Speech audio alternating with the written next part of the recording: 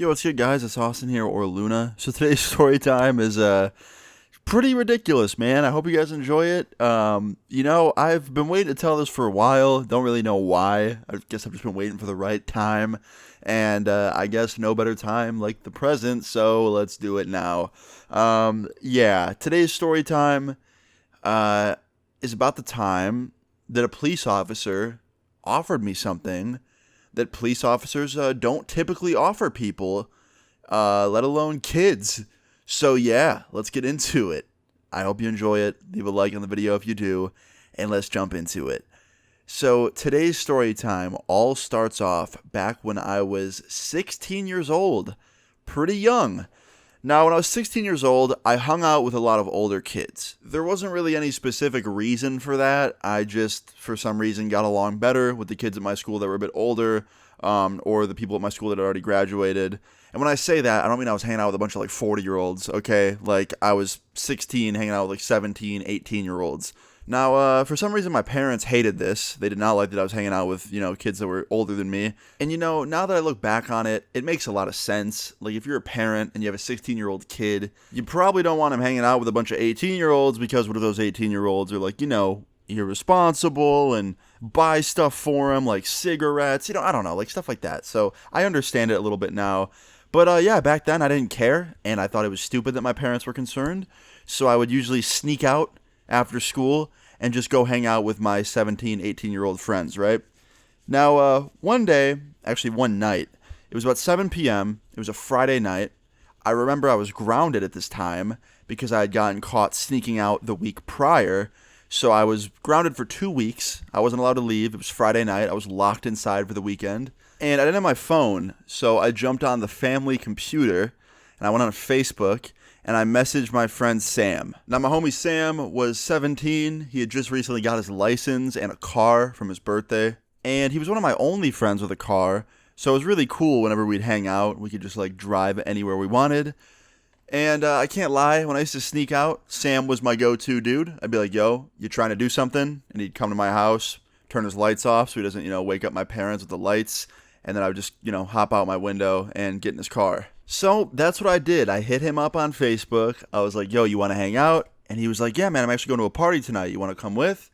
And I was like, yeah. Pull up to my house. Don't have the music going. Have your lights off because I'm going to sneak out. And he's like, all right, sounds good. So, yeah, 10 minutes later, Sam pulled up. He was right outside my house. He was on the side of the road. He had no lights on, no music playing, so my parents didn't hear him or see him. And I quietly opened my window, and I snuck out of my bedroom window and ran to Sam's car as fast as I could and jumped in. And we drove off, and he looks over at me, and he's like, yo, you're sneaking out again? Didn't you just get grounded last week? And I was like, yeah, something like that. He's like, aren't you worried you're going to get in trouble again? I was like, what are they going to do? Ground me more? And literally, that's exactly what ended up happening. But we'll get to that, okay? So, we go to this party, right? He takes me to this party. By the way, I knew nobody almost. I knew Sam and my other two friends that were 17, 18. But the rest of the people at this party were all friends of theirs, and I didn't know them. So I felt kind of scared a little bit. Not scared like I was going to get hurt or something, but awkward, I guess. Maybe that's the better word. Not scared, just more socially awkward. Because I was the youngest kid at this party. Everybody else was 17, 18, and I was just 16. And I know it doesn't sound that different when I'm talking about it, but back then it did make a difference. So yeah, I'm going around this party, walking around it with Sam, kind of just hanging out with him, following him everywhere he'd go because I didn't want to be alone with a bunch of random people, because I didn't know anybody. But like most parties, it ended up getting really crowded really fast. And within 20 minutes, me and Sam got split up, and same with my other friends. They went a whole other direction. I remember I had to go to the bathroom, and they didn't know where it was. So I kind of went off looking for the bathroom, and I told them to wait for me. And when I came back, they were not in the same spot. They went off to go talk to other people or something. So I was like, all right, you know what? I'm kind of awkward here alone, but you know what? Let me try and put myself out there and meet some new people. So there was this one dude. We'll just call him Tommy, okay? This guy named Tommy, who I didn't know. I wasn't friends with him, but I did know of him. And Sam knew him. They were good friends. And I thought, you know what? Maybe he knows of me. So I walked up to him and I was like, yo, my name's Austin. He's like, oh shit, dude, yeah, I know you. You're Sam's friend. And I was like, yeah. He's like, where is Sam? I was like, bro, I was just about to ask you that same question. I'm looking for him, but whatever, like, no big deal. And he's like, nah, man, fuck that. Like, hang out with us. And he, like, brings me over to his little table. They were playing beer pong. And he introduces me to all of his friends.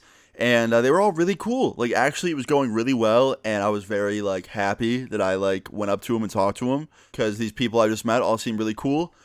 And then 15 minutes later, one of the most ridiculous moments in, like, party history, in my life at least, happened. So 15 minutes later, the doorbell rings. Now, the doorbell had been ringing all night. New people were showing up. People were ordering food. Like, really was not surprised that the doorbell was ringing, right? Well, then, the dude Tommy, the one that, like, knew Sam, goes up to the door, and he answers it.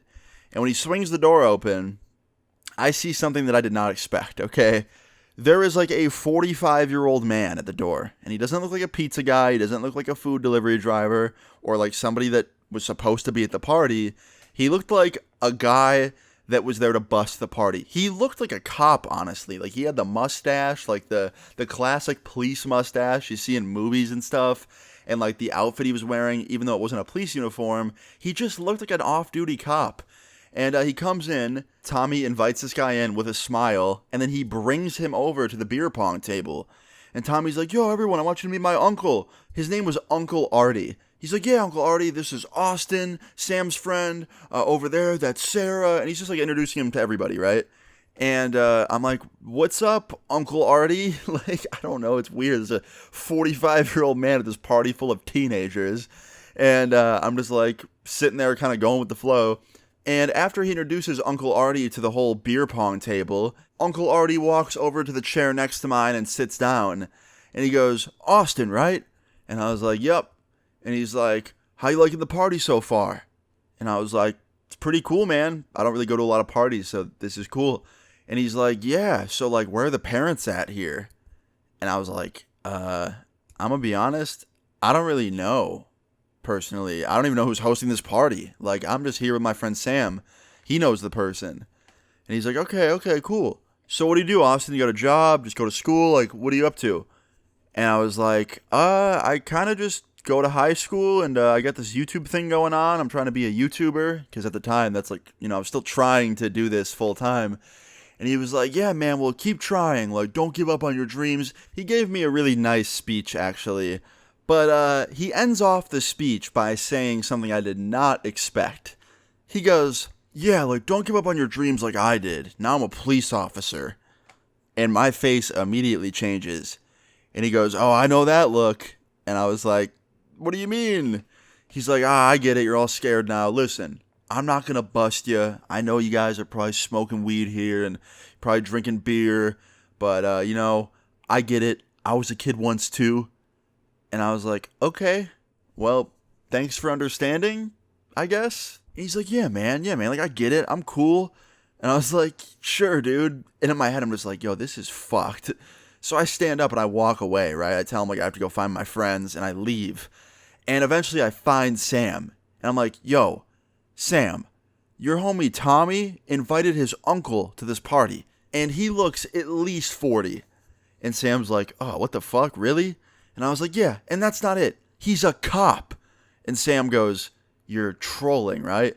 I was like, no, he's a cop. And Sam's like, all right, yo, this is too weird. Like, I was about to bounce anyway, so let's just leave. And I'm like, okay. So as we're walking out, right, like, we are going to the front door. We're probably about 10 feet away, about to leave. And I hear, yo, wait, hold up, guys. And it's Uncle Artie walking up to us. And he's like, you guys leaving? And I was like, yeah. And he points to me. He's like, Austin, right? And I was like, yeah, we met. He goes, you guys want to smoke a J quick before you leave? And he pulls out a joint from his pocket. And I was like, I'm good, man. Yeah, I'm not really smoking right now, so I'm good. And then Sam was like, yeah, I just smoked a bunch, man. I'm going to green out if I smoke anymore. And he's like, all right, man, I'll just smoke with Tommy and them. I'm like, okay. And he, like, daps us up, right? And I was like, have a good one, Artie. He's like, you guys too, man. Like, keep being you.